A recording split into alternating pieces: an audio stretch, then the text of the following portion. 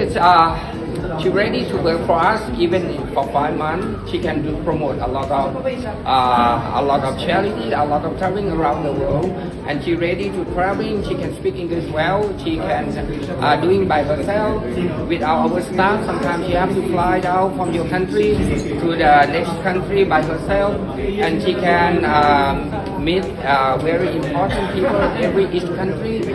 She know the way how to talk, how to work, how to keep polite, and what is the situation for. I think it's not easy to find a person.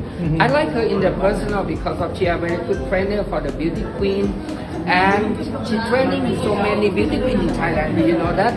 She training a lot of candidates like the Miss Universe Thailand this year also, and also in the future, if she has time, I would like to set up her class to challenge the world, like to challenge to teach in Indonesia from the last winner, last one, next one to her. Yes, but I cannot say how much because of the listed company. But everything she know and she signed already. Don't worry anything.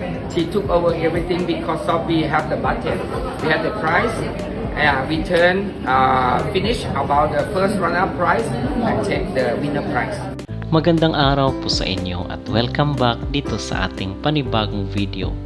At ang inyo pong napanood mga kapolitika ay yung mga plano ni Mr. Nawat dito kay CJ Opiasa sa kanyang pag-reign bilang Miss Grand International 2024.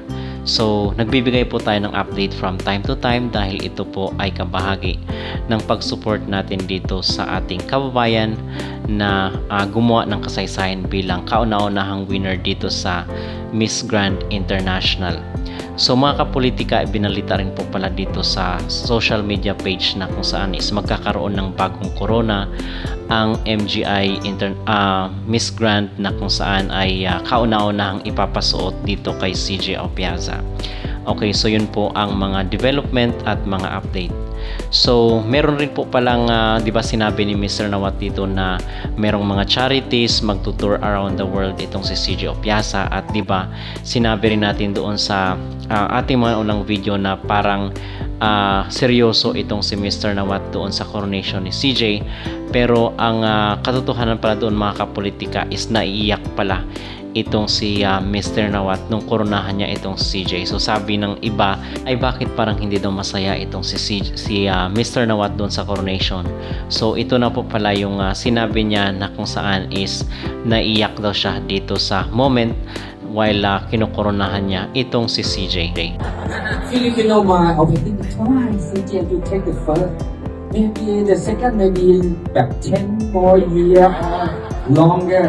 Okay, this is the winner, the first and ever. This is special crown. Okay, we don't count much. Okay, is it possible? Maybe back to back. It depends on beauty queen maker. If she present the good candidate enough, and she very strong fighting with other, she can do whatever to show the world she should win. She will win. 100%. 100%. She will win. You see, all Philippines beauty queen in MGI always like top 5 because you are so strong. So I cannot kick you or let you out because you are the fair pageant. Even first runner up 2 times already. 2 times already. And she qualified. It's good quality for the first runner or winner. It's almost.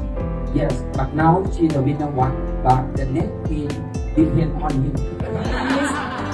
Please don't ask this question to me. You should ask how to make the next queen back to back. Samantala ay pinuri naman ni Mr. Nawat itong si CJ dahil di ba magtutour siya around the world. So napaka-fluent naman at magaling naman mag-English itong si CJ. So hindi maging problema yung kanyang communication doon sa ibang bansa kung saan man siya magtutour, kasi ang sabi ay mga 10 bansa pa daw yung pupuntahan ni CJ Opiasa dito sa 5 buwan na kanyang pamamalagi sa MGI organization. So magandang development or magandang balita po ito mga kapolitika.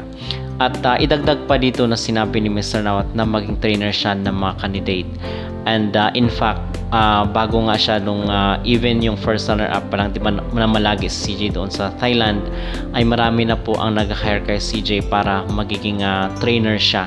So dito mga kapolitika ay syempre kikita rin si CJ at the same time yung organization kasi may bayad, may contract na yan si CJ na kung saan pag gagamitin siya ng ibang mga company ay may bayad na po. So may share si CJ at may share din po ang organization. So sila na po ang bahala doon sa mga hatian. Kung ilang percentage man yung share ni CJ at ni Mr. Nawat.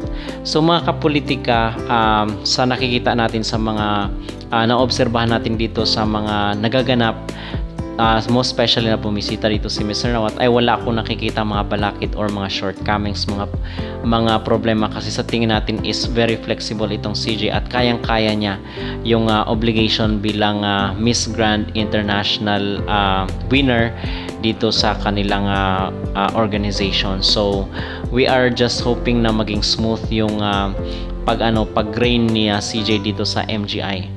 At the same time, kasi marami rin sa mga Pinoy ay baka daw inuuto lang tayo ni Mr. Nawat na nagpapabango lang para of course audience, yung napakalaking audience po ng Pilipinas pagdating sa mga beauty contest.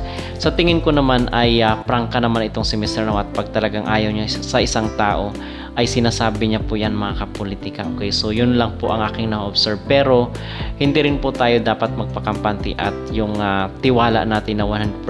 Syempre mag-reserve rin po tayo para sa atin mga kapolitika dahil hindi naman natin alam kung ano ang mga mangyayari sa hinaharap. Okay? So yun lang po ang aking mapapayo. Most especially na kung magbabasa-basa tayo ng mga comment dito sa social media is marami pa rin po ang mga hindi naniniwala dito kay Mr. Nawat and we respect that. At mga kapolitika, usap-usapan rin po yung t-shirt na sinuot ni Mr. Nawat dito sa Grand Parade nila ni CJ Opiasa. So ang sabi ng ibang mga netizen ay baka ito ay pagpapapango lang sa ating mga kababayan na kung saan ay para makahanap rin siya ng mga supporters dito sa ating bansa. So ang sabi daw niya ay I love Philippines daw itong nakaprint sa t-shirt ni Mr. Nawat. Okay, so ano po ang inyong mag-reaction dito mga kapolitika na kung saan ay tila ba mabango ngayon ang Pilipinas dito kay Nawat? Kayo po ba ay naniniwala? Mag-comment down below at huwag kalimutang mag-like at mag-subscribe na rin kayo para updated kayo sa ating mga latest issue.